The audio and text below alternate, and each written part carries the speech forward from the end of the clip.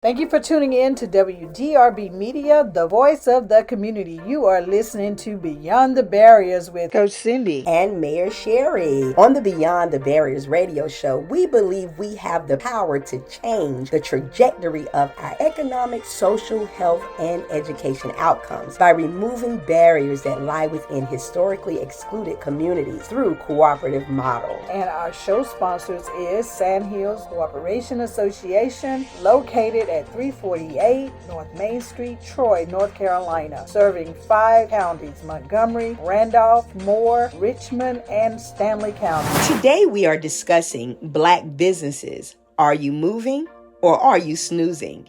In this thought-provoking episode, we're putting the spotlight on Black businesses and asking the crucial question, are you moving or are you snoozing?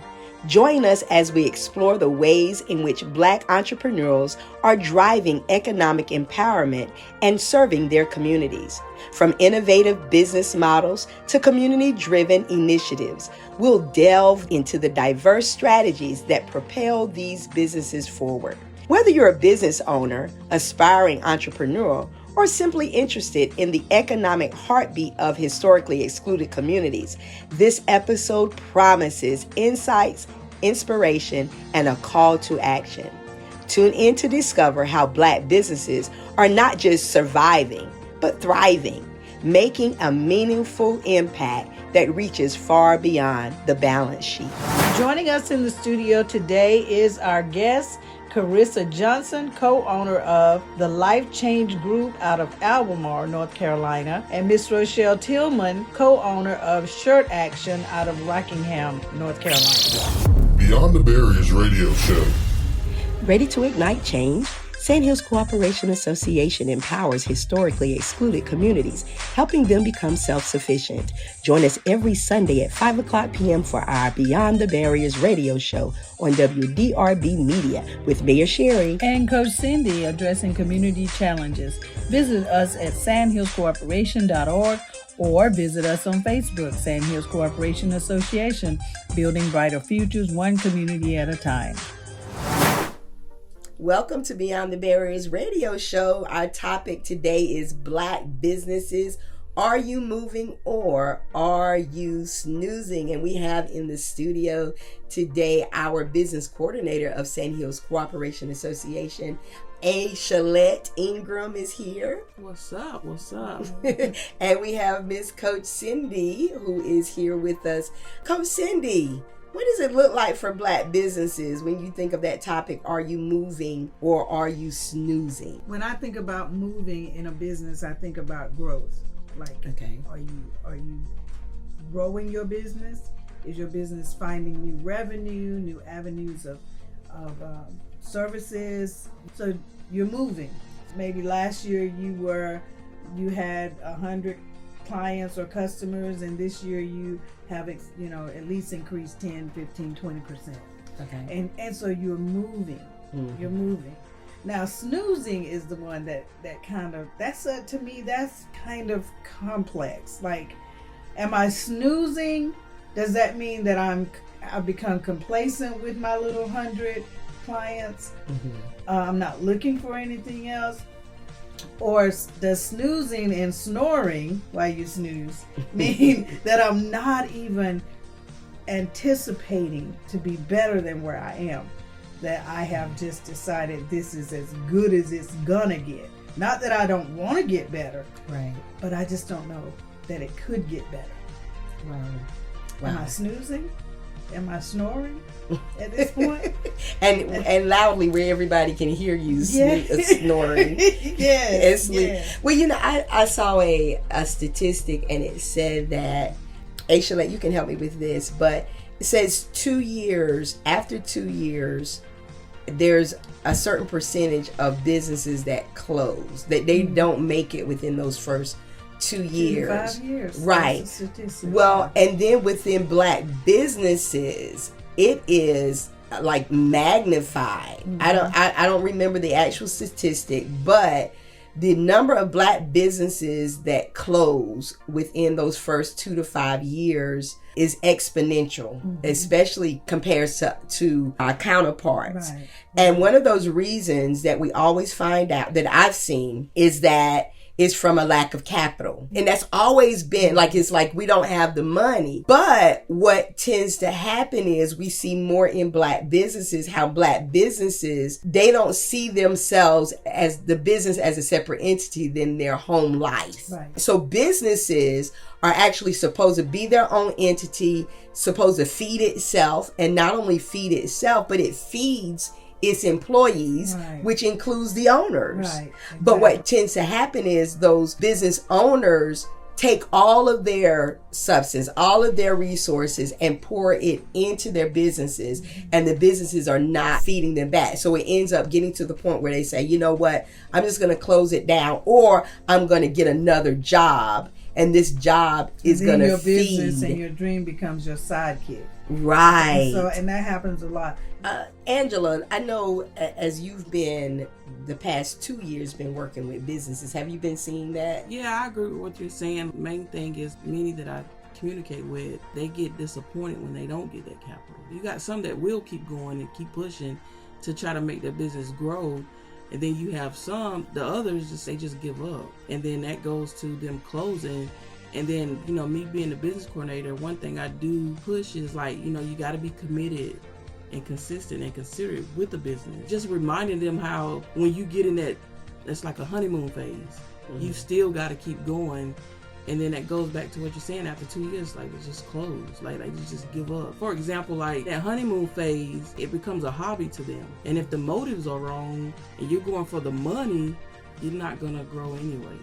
Right. And a lot of times the new beginners, that's what tends to happen. They just give up, or they'll start, stop, and it's like they're up and down because they don't see, they're expecting $1 million in a week. Right, that immediate, that quick. And it's like you gotta, in order for you to do something, to get greater results, different results or whatever, you gotta do something different, but at the same time you gotta keep going. You gotta be able to build and recycle. So I think this is why a lot of Black businesses go under, because what we're calling statistics, the 2 to 5 year and closing, has really become a narrative. This is what banks say. Well, in 2 to 5 years, most small businesses go under. Right. So now you telling me this, and I'm already unsure maybe of how I'm going to make this happen, and you're feeding me that negative narrative of you're stunning my growth mentally. Like I can't, because any business that grows has to start with your mind. Right.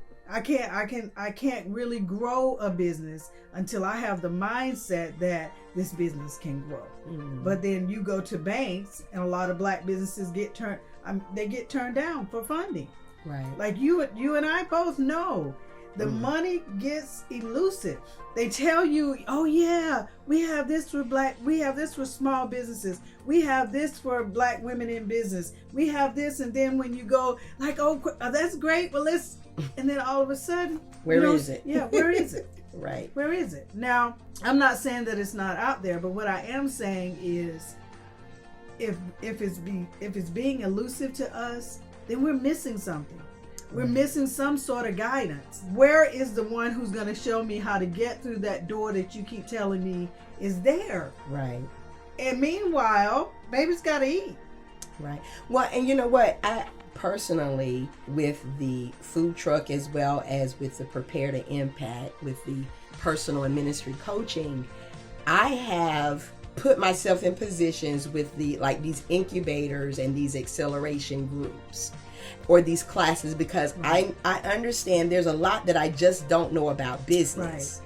And I think people go in with the notion of, as long as I know how to cook, I can do this. But there's a whole difference between being an actual employee and one who owns the business, an entrepreneur. Like there's just because you have a gift in doing something doesn't necessarily mean that you should open a business, because if you don't know information. So what I went forth is I went after, let me find out the things that I don't know, because I don't know everything about business. I didn't go to business school, administration school. I don't know about accounting. I don't know about profit and loss sheets and all of those things. So I ended up going and searching after trying to expose myself to all of these things. Now that's where, Angela, what you talked about was that commitment, because even when I started, it was like, okay, do I got time to do all of this? Because it dealt with, you got to look at these videos, you got to attend these sessions, you have to, so it's like, okay, in my mind, okay, just tell me what I need to know so I can go ahead and get started, so I can do what I'm doing. But really, I think the groundwork and the foundation has to be established within our Black communities. I think that's what we're missing. We're missing the education part of it. We're missing the knowledge part. And so we'll start something, and the reason why we start it is because it looks Fashion. like right, and everybody's trying to do the same thing, right? I got this plate sale. We love plate sales now, so I got this plate sale. I'm gonna sell plates. People are gonna buy, and then what we do is we start calling it a business when really it's a hustle. Right. You just trying to make money because the money that you got, you just use that money to pay your bills. Right. That's not a business. Right. And I think you just did what it took. I think when you look at business, and especially Black business, what makes Black business unique is that, as I did research about how did our forefathers do it? They had businesses. We had communities. They didn't go to no school. Right. They didn't have the Harvard education. They didn't have the MBA. They didn't have any of that stuff. Yet they had successful businesses. Right. So I think it really does go back to being committed, consistent, and considerate. Right? Because we can have business. I think what happens when we get in traditional settings, we start setting goals that are maybe not for us. Right. These goals may not be for us. Mr. Fulton had a store. Mr. Fulton, he did his store right in our community. And the community, of course, the times were different. We didn't have an option. So we went to Mr. Fulton's store to get, or Cato grocery store to get our food. We didn't have that option, but we were supporting our communities. And I think one of the things that SCA is endeavoring is to, listen, we did it then because we didn't have an option. Now let's choose. Let's choose to love each other enough to do it. Right. Because we were forced then. We were forced. Right. Like, I have to go because they're not letting me downtown. Right. But now we need to do it because we love each other.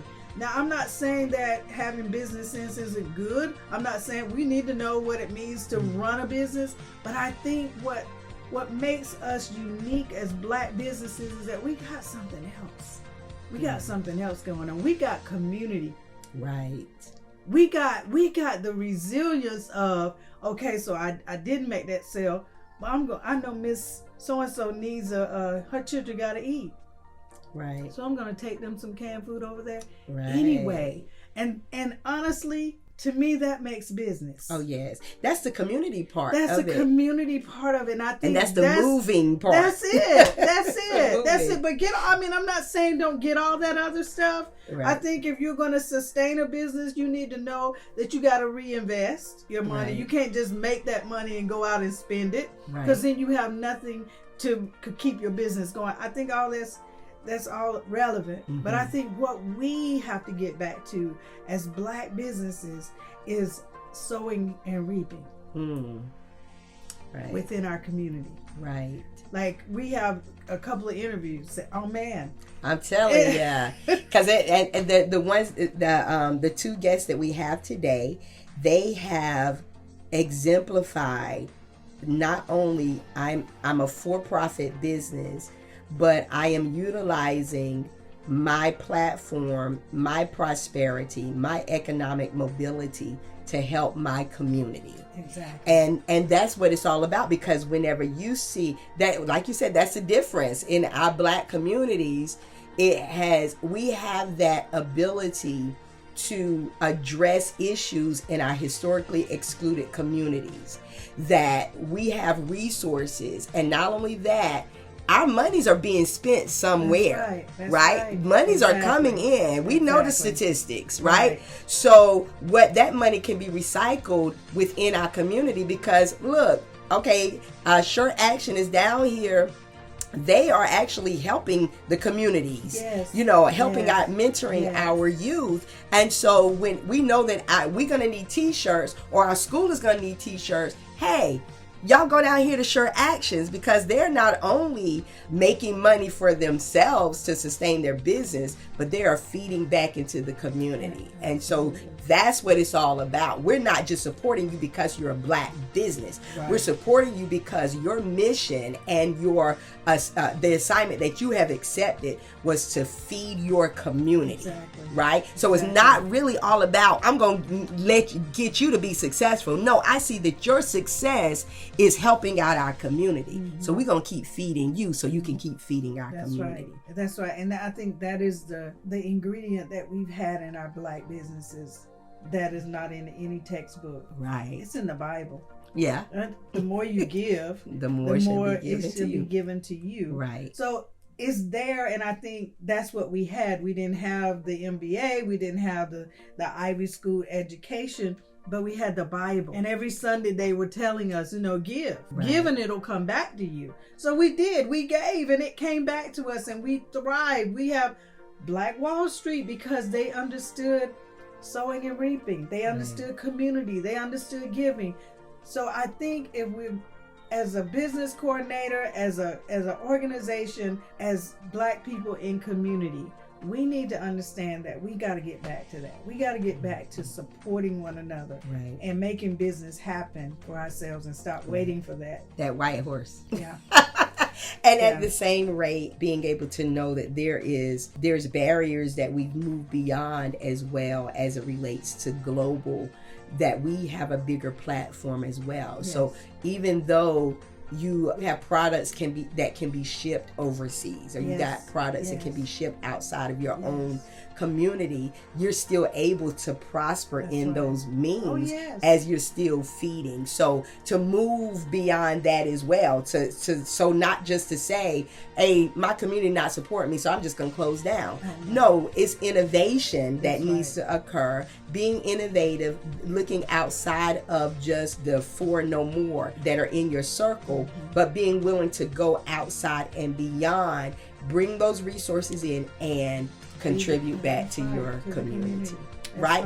So, all right, that's good stuff, y'all, but we're gonna have to move on because we got some guests today on Beyond the Barriers radio show. So continue to listen in. We'll be right back after this message.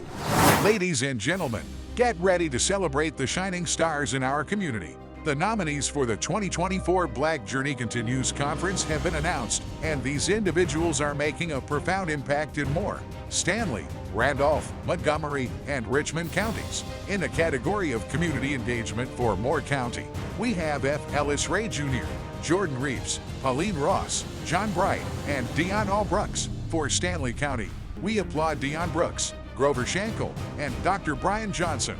In Randolph, it's Gene Woodall and Brian Parker. Montgomery showcases the Marshall and Patterson Youth Project.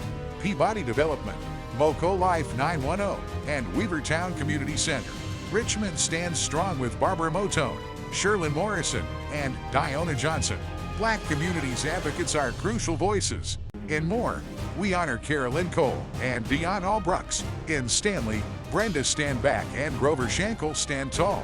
Randolph acknowledges Chip Faust, Alan Gaines Settle, Tunyu Cheek, and Quinton Luris. Montgomery's advocates include Jamie Ewings, Mary Perez Baldwin, and George Knight Jr. Richmond's advocates are Bruce Standback, John Carter. Community leaders shape our future.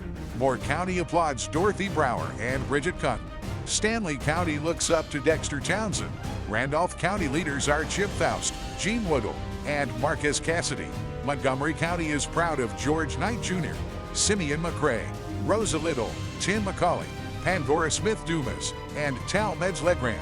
Richmond County is led by Mayor Antonio Blue, Tavares Bostic, and Jeremy McKenzie, recognizing our dedicated community volunteers and philanthropists. Moore County cheers for Rose Highland Sharp and Arlissa Turner.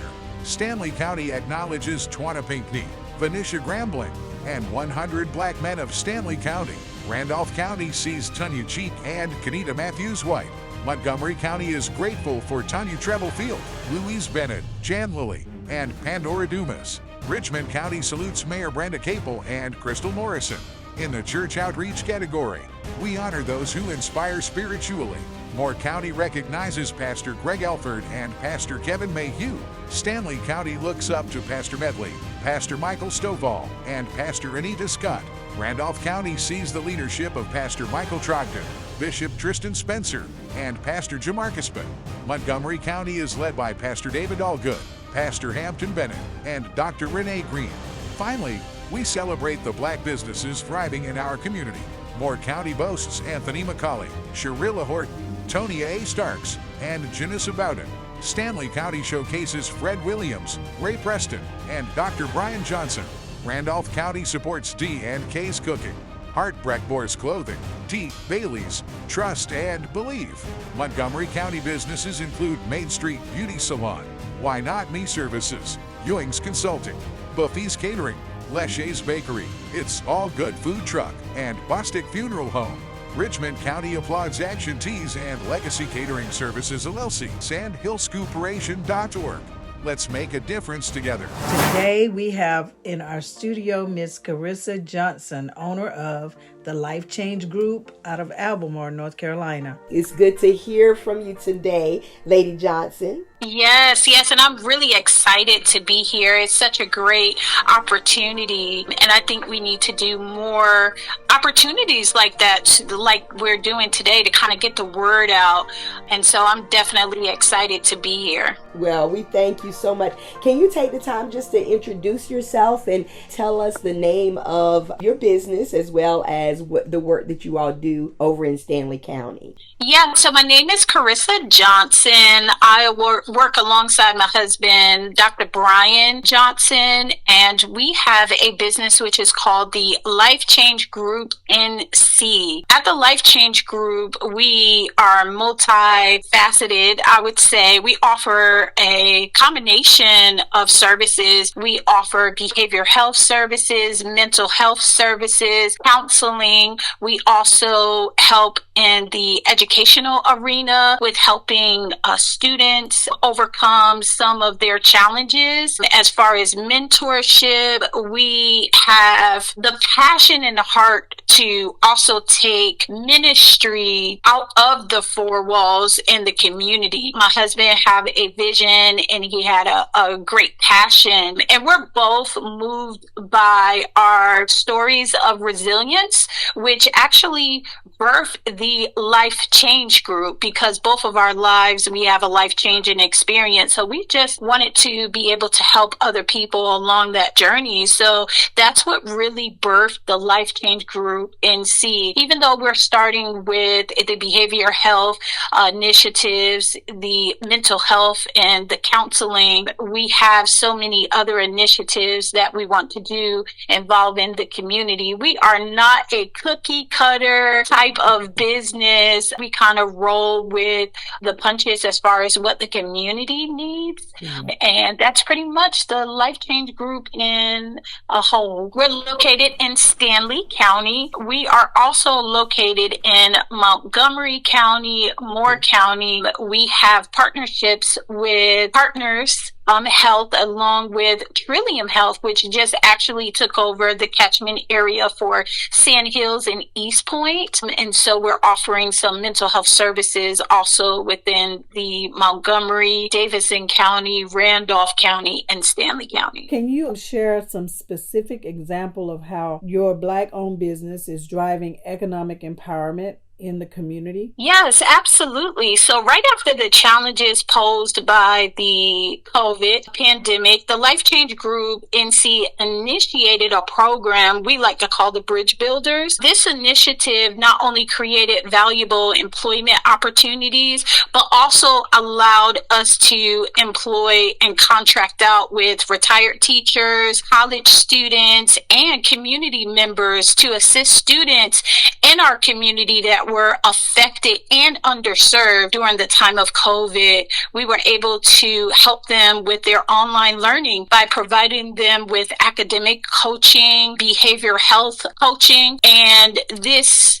really helped these underserved students. It was a bridge builder. So the point of the initiative was to build the bridge to help them to be able to be acclimated back into a regular school setting. Through the Bridge Builders initiative, we witnessed the power of community collaboration and mutual support. It went beyond just providing jobs for us. It was about pulling together and rebuilding our community for our students and those people that we were able to contract out and provide jobs to. The program for us was a testament to the fact that the economic empowerment and community resilience, they're both interconnected. Mm-hmm. So by creating these opportunities for the members of our community, we were actively contributing to the recovery and the strength of our local economy. Just the naming in and of itself, the Life Change Group, as well as Bridge Builders, it shows the intentionality, the approach that you have taken with your business, that although it is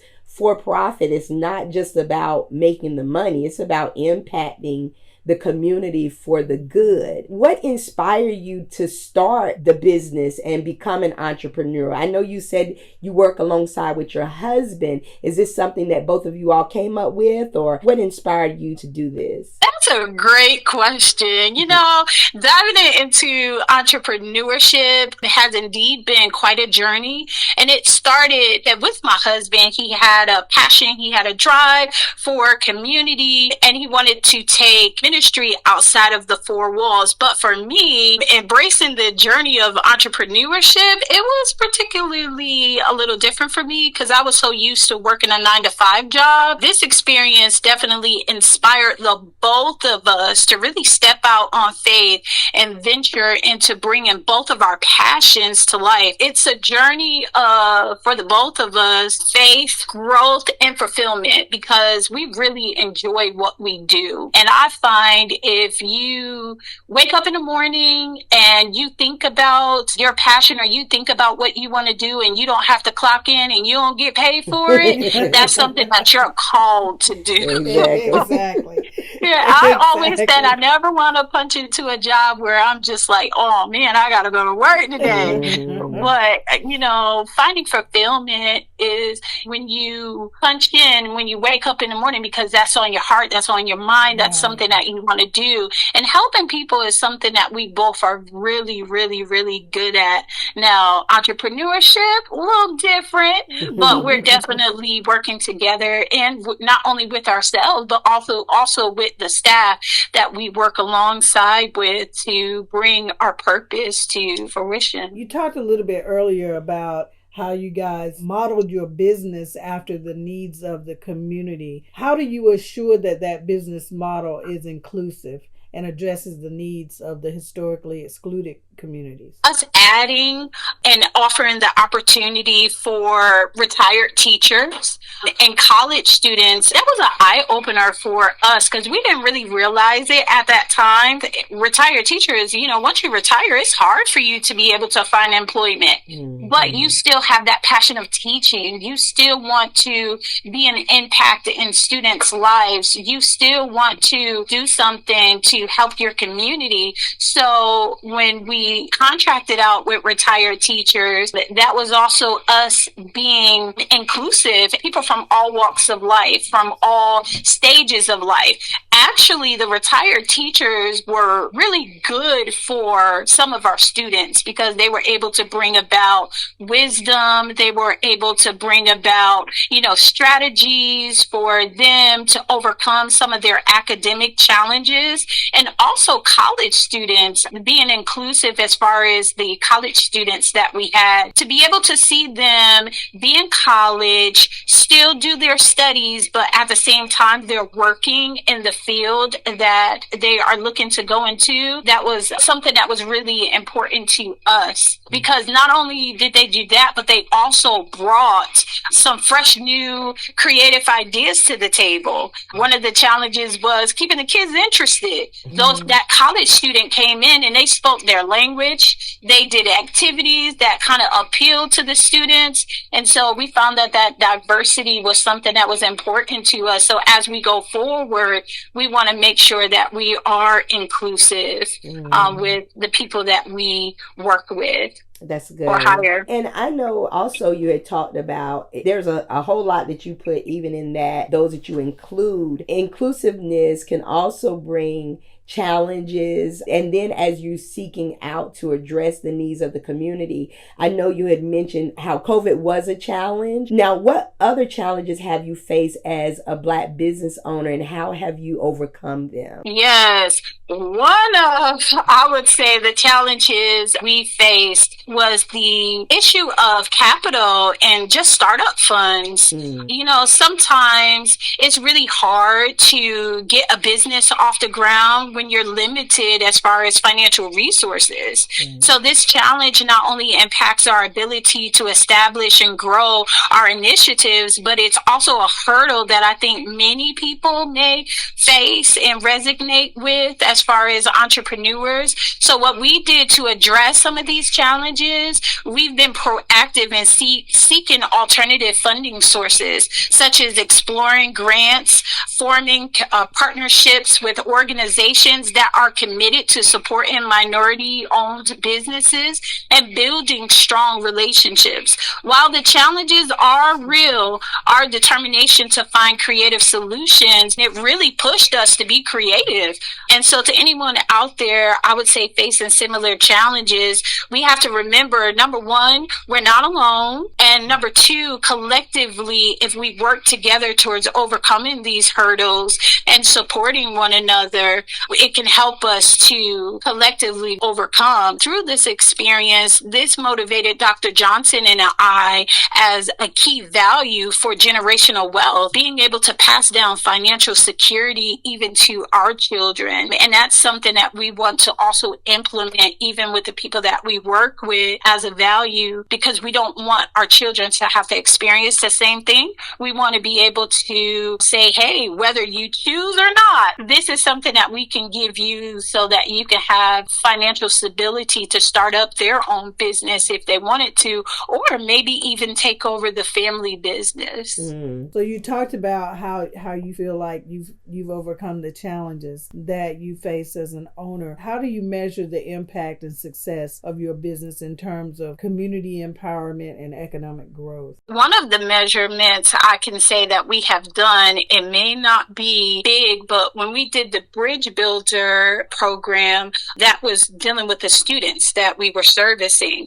One of the way that we do measure is we keep in contact with those students, and believe it or not, social media, we are able to keep up with our students and their progress and their goals, and that allows us to continue to support them when they come up with those challenges or when they post those challenges. We're able to do that. Also, we attend a lot of community meetings. We go to a lot of needs assessments. Some of the partners that we partner with in the mental health field is Trillium Health, Partners Health, and they do something monthly called a needs assessment. And we make sure that we intentionally are there for those meetings, because we can find out what's actually really going on in the community and how are we measuring our services that we are providing to the people that we support. I don't like to call the people that we support customers or clients. We call them members. The people that we support, we call them members, and that's some of the way that we measure. Also, doing surveys and feedback. I mean, whether the feedback is negative or positive, with that feedback, we can be able to provide them the necessary services that they need. Because one of the things with a business is that you don't want to provide a service that's not needed in that community. Right. But if you ask the community what do you need? They're very vocal in letting you know Yes, as a they are. community what they need. Based upon the community and the work that you all do, can you share a success story or a significant impact that your business has had on the community? Yes. So one of the initiatives that we participated in was Stanley County Dancing with the Stars. This event aimed to raise funds for the Butterfly House for Children Advocacy Center. It's a vital facility of Atrium Health here in Stanley County. The Butterfly House provides a safe environment for children who may be victims of abuse and offering emotional and physical support for them as a team. They provide professionals, including social workers, medical providers, and nurses. And although this is a sensitive cause, in our collaboration, we collectively, with all of the dancers, raised over $130,000. Oh, wow. Yes, and so the fun part about it is after we all dance and we do our numbers, we don't get to see collectively of all the money that we raise until the children come up and they hold out the numbers. And so when we saw the numbers that we had raised collectively, we all were in shock because we actually raised the most money for the participants that we all worked with within that time for the Butterfly House. And it was just a tremendous experience. I am an artsy person, so dance was fun to me. To participate with that with Dr. Johnson and go into practices every day, that was actually a truly successful story that made an impact in our community. Now, is that an annual event? Yes, they do it annually. That was our first year participating. We kind of took a break the second year, but I plan on participating again. It was such a joy. What advice would you give an aspiring Black entrepreneur who wants to make a meaningful impact with their business? I would say passion and purpose, identifying the cause of your mission that truly resonates with you, because passion and purpose will really fuel your journey and sustain you through the challenges and inspire others to join the cause. You got to continue going even when nobody else wants to go. And when people get off the train, you have to keep going. Also, building a strong network. Surround yourself with mentors, peers, and community members who share your vision. They may not work with you closely, but they may share that same vision of passion for your community or passion for business. A strong network provides support, guidance, and valuable insight. And most importantly, perseverance and adaptability. Entrepreneurship for me, like I said, I was always used to working a 9-to-5, is a journey filled with ups and downs. You got to stay resilient. You got to learn from your setbacks. You cannot allow your setbacks to knock you off course.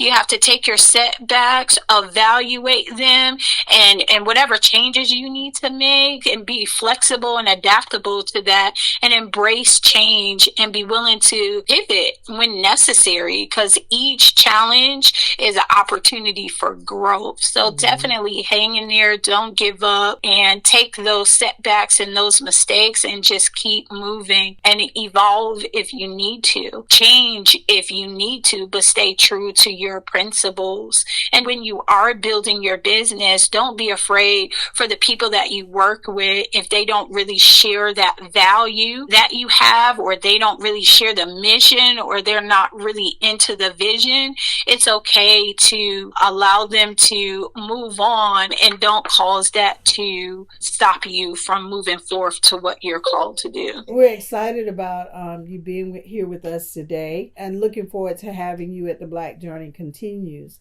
to share your knowledge on how to do Black business. Are there any last words that you want to leave with our listeners before you go? I'm really excited. Like I said, I'm excited to dive into entrepreneurship, and I'm excited to collaborate. The Life Change Group, we're excited to collaborate with other businesses. Even through our journey now, we're more intentional about supporting Black businesses. I know a lot of times we say that we do, but when you really evaluate evaluate and you assess, do we really support one another? So for myself, I really want to be more intentional about supporting Black businesses in my community. Right. Well, it is very important that we do that because we understand and we know based upon just learned behavior and internalized oppression and all those different biases that we have based upon what has been deposited in us over the years, it would tend to have us thinking that our businesses are of less value. So changing that narrative is very important, and we do appreciate you operating in excellence, you all doing what is needed and necessary and meeting the needs of the community. So thank you once again for joining Beyond the Barriers radio show, and we will see you at the Black Journey Continues on February 24th. Yes, thank you so much for having us, and have a good day. You too. Take care now. You're tuned in to WDRB Media, the voice of the community. We'll be right back after the break. Beyond the Barriers radio show. Meet Dr. Brian Johnson, a man with over 30 years of experience in changing lives. He's the force behind the Life Change Group NC Consulting, a beacon of hope in Albemarle, North Carolina. At Life Change, Dr. Brian, co-owner and wife Karissa Johnson and their team offer comprehensive counseling for individuals, couples, families, and even teens. Whether you're facing substance abuse, seeking personal development, or navigating life's challenges, Dr. Brian is here to guide you. As a board-certified Christian counselor and life coach, Dr. Brian works with you to create strategic plans, shares valuable resources, and helps you overcome obstacles. The Life Change Group is not just about counseling, it's about a journey to change. Dr. Brian actively participates in community initiatives, from mentoring at-risk youth to addressing racial justice. He's making a difference, one life at a time. If you're ready for positive transformation, contact the Life Change Group NC Consulting, 980-354-4222. Serving Stanley, Montgomery, Moore, and Davidson counties. The Life Change Group NC Consulting, where change begins and community thrives. If you're just tuning in, we are discussing Black businesses. Are you moving or are you snoozing? Let us welcome to the show Miss Roschelle Tillman, the co-owner of Shirt Action out of Rockingham, North Carolina. Welcome, Miss Tillman. How are you today? Thank you. I'm good. I'm doing great. How are you all? We are good. Can you take the time just to introduce yourself and just tell our listeners who you are and what you do? Okay, yes. Again, my name is Roschelle Tillman. I'm co-owner of Shirt Action here in Rockingham, North Carolina. Me and my husband, a two-man team that run the business. We do pretty much any kind of garment decoration. Screen printing is our main source, but pretty much any kind of garment decoration, we do that. Do a lot in the community. So we're just here in North Carolina trying to spread love and T-shirts at the same time. How long have you been in business? We've officially been in business 8 years, coming up this August. Okay, Yes, 8 ma'am. years coming up in Wow. August. Now, what inspired you and your husband to start your own business and to become an entrepreneur? What really started was my husband. This was actually his vision. He was doing, T-shirts out of the room in our home 8 years ago, and then he just had an idea he wanted to expand. He wanted to move into screen printing instead of just vinyl, and the opportunity kind of just fell in our lap at the perfect time, perfect moment in our lives that we was able to purchase a business. From there, we have not looked back. So can you Correct. give me a specific example of how your Black-owned business, because it is a Black-owned business, how is it driving economic empowerment in your community? With our business, we do try to support other small local businesses because they usually support us. Anyone who does business, we try to go back, turn around and do business with them in the same community. A lot of times it is mostly of our minority community that works with us, but we are open to within that community to work with. That's real economic power right there. It is. And that's how our dollars get to stay in our community. If I'm buying from you, you're buying from me. Right. So that money is circulating and it's bringing some economic value for the people outside looking in. Like, oh, people are getting stuff done in that community, so they come and join you as well. Right. Even if they aren't from your community, they're putting power in your community. So that's awesome. That's awesome.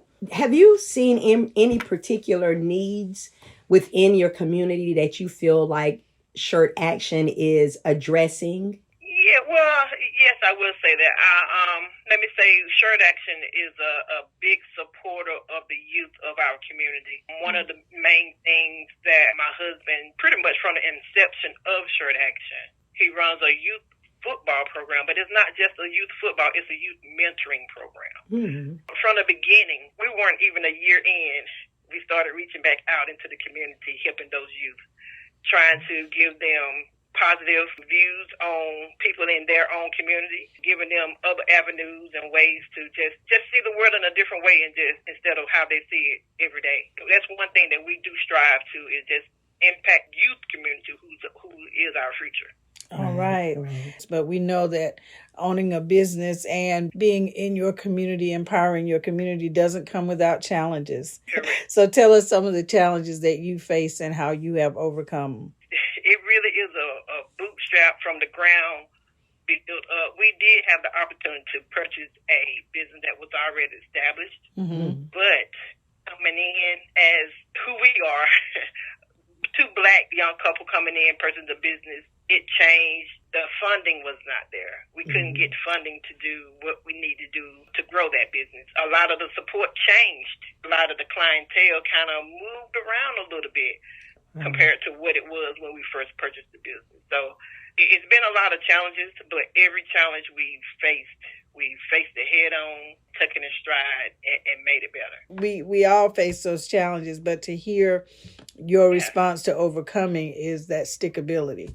Like you're not giving up regardless of the challenges. That's awesome. You know, me and my husband as well, we own It's All Good food truck, and to see the challenges of, especially whenever you are depending on your community to support, you're depending on people from around you, especially family members, friends. It's like, hey, we can actually succeed if you bring in your support just to give us that extra boost. Correct. Where do you feel like you got a boost from? In the beginning, it was really our close-knit family. Our mothers, mine and his, was like the backbone, you know, because me and him, neither one of us knew anything about running a business. And they believed in us enough to step out on faith and take on a business and run it, and they've been behind us from day one. So I'm going to say our mothers have been behind us. And then, of course, other family members have helped out. But then friends and things, at first they started helping out and then they kind of fall back. But just being good, genuine people, and I think people really see that we just have a love for people. Complete strangers are just flocking, new friends every day. And that's one thing I love about being in here. You meet a stranger, they're not a stranger long. They become pretty much friends and like family. You were talking earlier about how your husband, when y'all were a year in, he started working with the youth through a football team. Now, was that just something that was born out of a desire to connect with the youth, or was that strategic to your business? At first, it was out of a love because, like I said, we took on a business. We had a storefront, and where we was located, every weekend, young black boys, young kids just would come in and be like, "Oh, you own this store?" You know, they was surprised to see that we were in there running the store.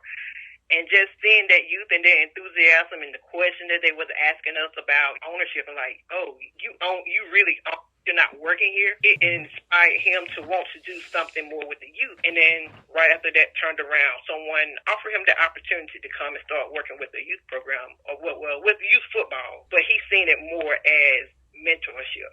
Once you get those youth trust, you can guide them in the way that you want them to go. Just to give them that positive, he used the football. But as far as us in the business, anytime anything is going on in the community with youth, we try to be there. We try to be up front, and we try to speak up and give whatever we can give to help that youth in the community. We know that it does take a village to raise our children. The work that you all do with the mentorship and just being there for the youth. How do you collaborate with other Black-owned businesses or organizations to pretty much amplify that impact and to create a stronger support system and net for the youth? We do what we know. whenever anything is going on, if anyone is needing any kind of fundraising and anything, we definitely step up and most time offer some type of T-shirt fundraiser or something that we can do that's going to be a best profit to that organization or that other business that's going on, whatever they have going on, especially if it's something dealing with the community.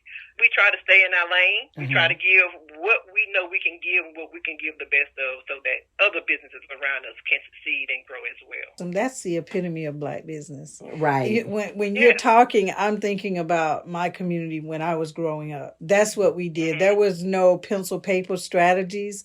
There was no real thought out initiatives. Right. You just saw what was needed in your community and your heart led the way. Correct. That is priceless. And it's just good to know that's what's happening in your community through your business. We know that we can work with our community, with our people, but how do you prioritize diversity and representation within your business so that even the outside people coming in understand you're diverse?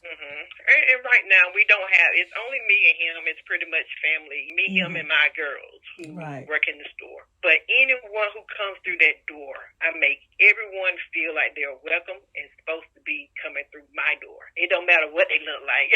It don't matter what status they're in. Everyone is welcome through that door. And I greet everyone with the same smile, and I try to give them the same customer service throughout. That's the main thing. With diversity, it really shows in our clientele now. We're here to serve all. We love us, but we're here to serve all. We love us and still give to everybody. And it's amazing that you can still have that optimism, because you said earlier in the interview how you faced that challenge when you came into the business. So obviously it was owned by white people before you guys got in the business, right? Yes, it was.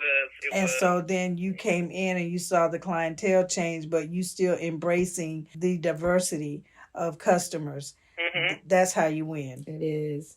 That's how you win. Right. Can you share a success story or a significant impact that your business has had on the community? Yeah. Like I said, our passion really is the youth in this community. One event that sticks out, and I think it impacts not just our small town, Richmond County, but it impacted the whole world during COVID. Those seniors graduating, they lost a lot in that last moment. Our business decided for every senior graduating from our local high school here, we was going to do them a senior shirt because, like I said, they lost their prom, they lost everything. The senior shirt, anything that they was doing, all that was canceled with COVID hitting. Well, we provided, it was over 400 kids, a free senior shirt to represent their graduating, to show that even though you can't celebrate how you want to, we'll still celebrate you. Right. So, that's awesome. and all they had to do was drive through. They didn't have to get out or anything. Just drive through by the front and tell me what size you need, and you got it. We do a lot of things, but that just stuck out to me as one of the most impactful things we did. Because I think even though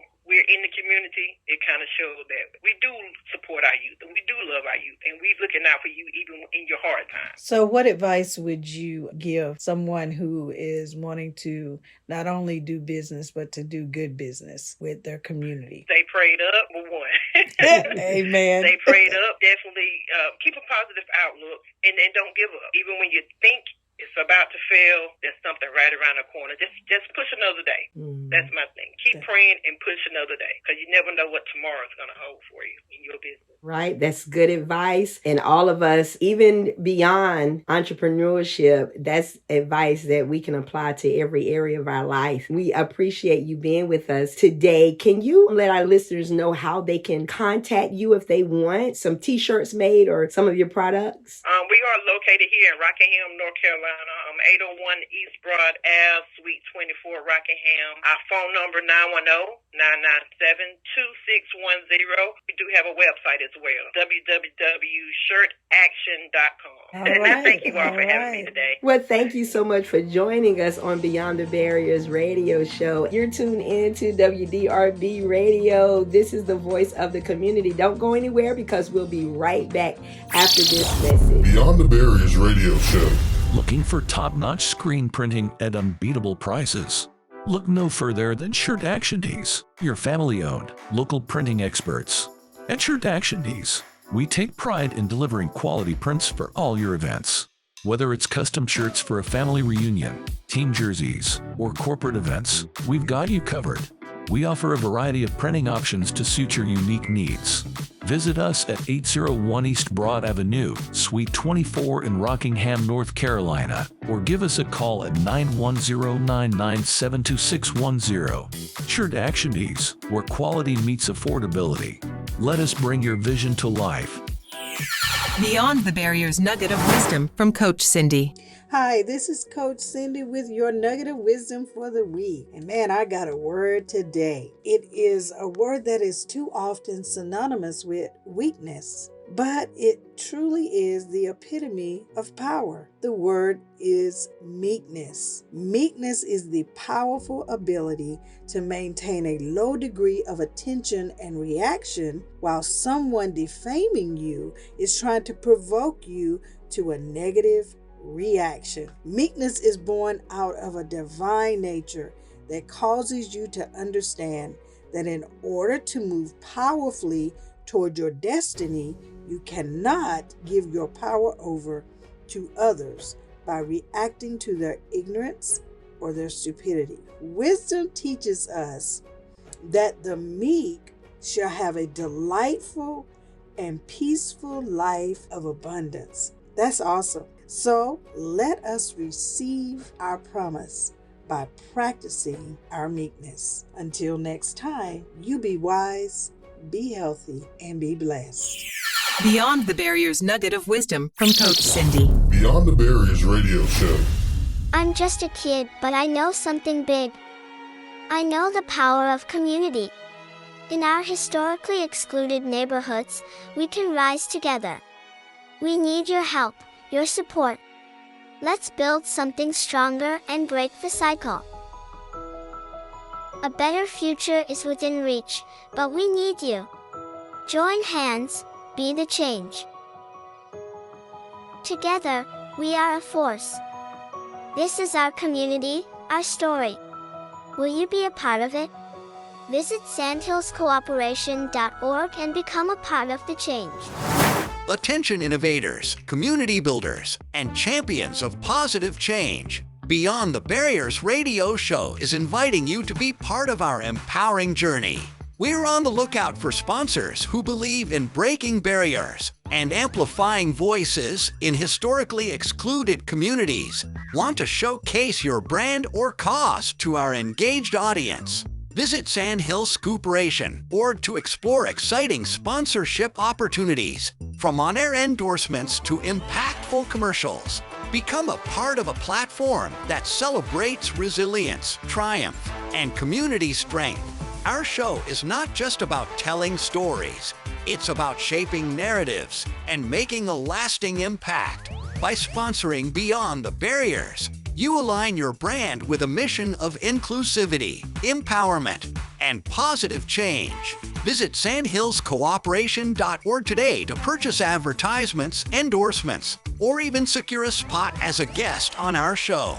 Let's break barriers together and create a vibrant, connected community. Beyond the Barriers radio show, where every sponsorship is an investment in positive transformation. Be a catalyst for change. Visit sandhillscooperation.org now. Beyond the Barriers radio show. Breaking barriers, building connections. Okay, join us next week as we continue our discussion on The Black Journey Continues. We want to thank today's guest, Karissa Johnson, co-owner of the Life Change Group out of Albemarle, North Carolina, as well as Miss Roschelle Tillman, co-owner of Shirt Action, Rockingham, North Carolina. Thank you both for joining us on today's show.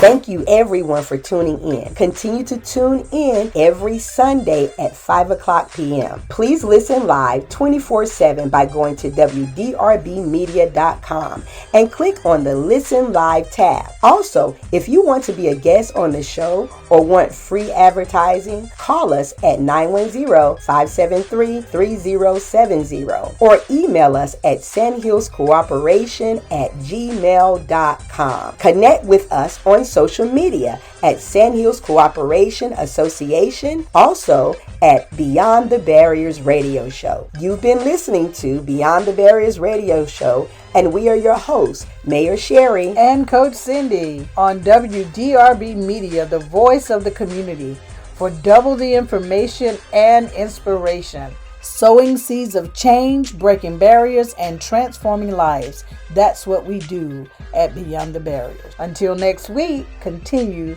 to be blessed. Beyond the Barriers Radio Show.